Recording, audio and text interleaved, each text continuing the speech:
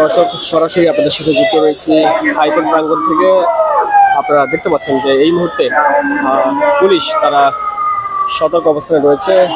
আপনারা জানেন যে ফিলিস্তিনে যে বর্বরতা চলছে সেটির প্রতিবাদে ৬ দফা দাবিতে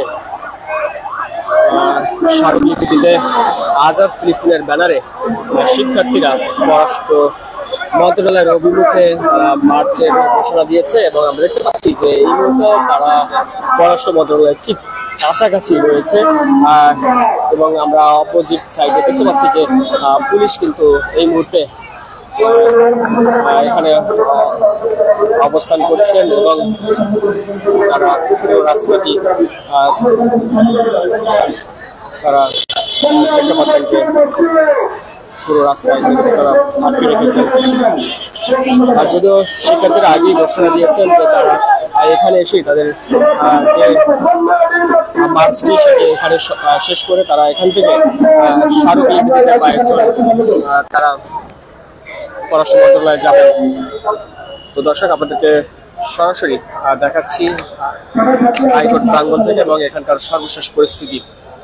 আপনারা দেখতে পাচ্ছেন যে এক পাশে আজাদ ফিলিস্তিনের ব্যানারে শিক্ষার্থীরা রয়েছে, অপর পাশে পুলিশের কিন্তু কড়া অবস্থান রয়েছে, সতর্ক অবস্থান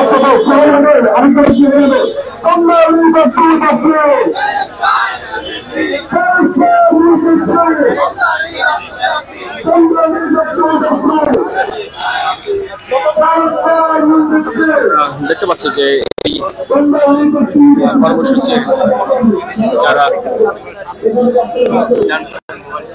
আয়োজক রয়েছে তাদের সাথে রমনার যিনি ডিসি রয়েছেন তিনি কথা বলছেন।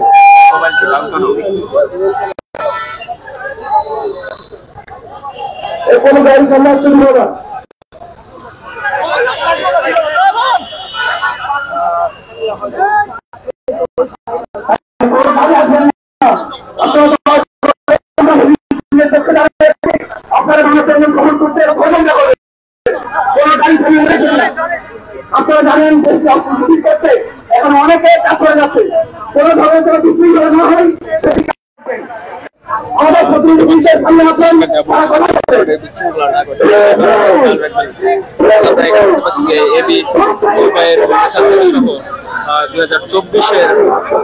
জুলাই বিপ্লবে যারা নেতৃত্ব দিয়েছিলেন তারাও এই আজাদ ফিলিস্তিনের ব্যানারে কর্মসূচি সেখানে তারা রয়েছেন। তারা রাজু ভাস্কর্য থেকে তারা ঘোষণা দিয়েছিলেন যে তাদের যে বিক্ষোভ মিছিল সেটি এখানে সমাপ্ত করে তার থেকে তারা একজন ৬ দফা দাবিতে স্মারকলিপি দিতে পররাষ্ট্র মন্ত্রণালয়ে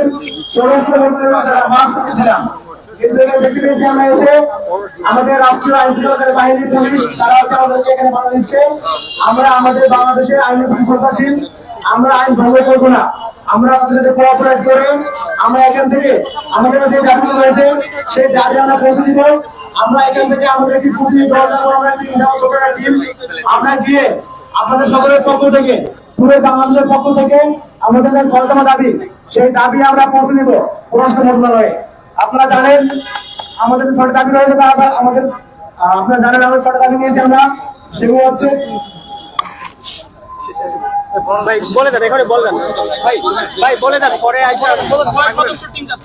আমাদের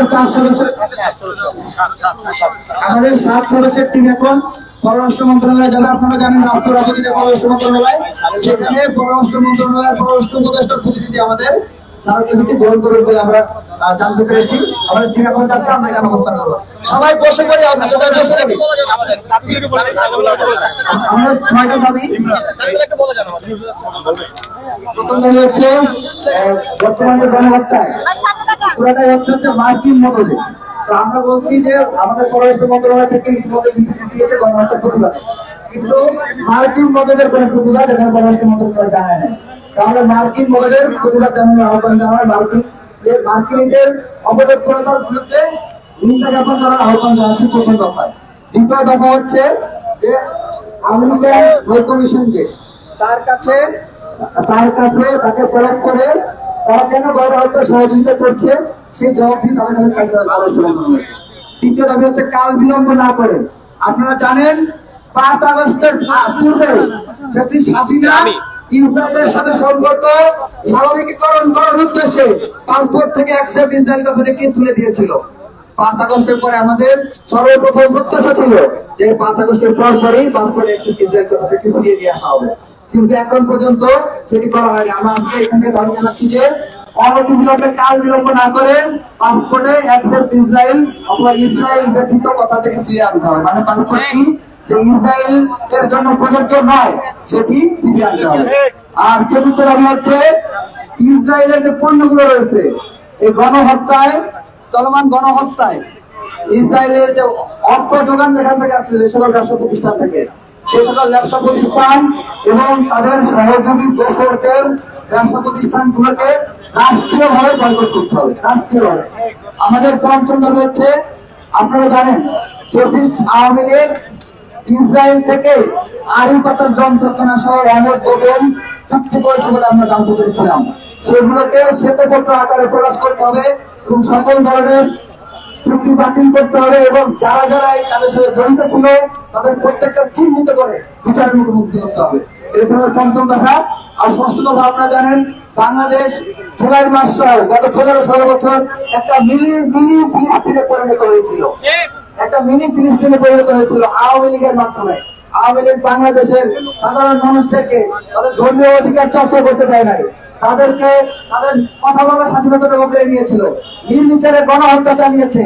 জুলাই মাসে আপনারা দেখেছেন প্রায় 2000-এর অধিক ছাত্র জনতাকে গুলি করে কুপিয়ে প্রকাশ্যে হত্যা করেছে কুখ্যাত আওয়ামী লীগ।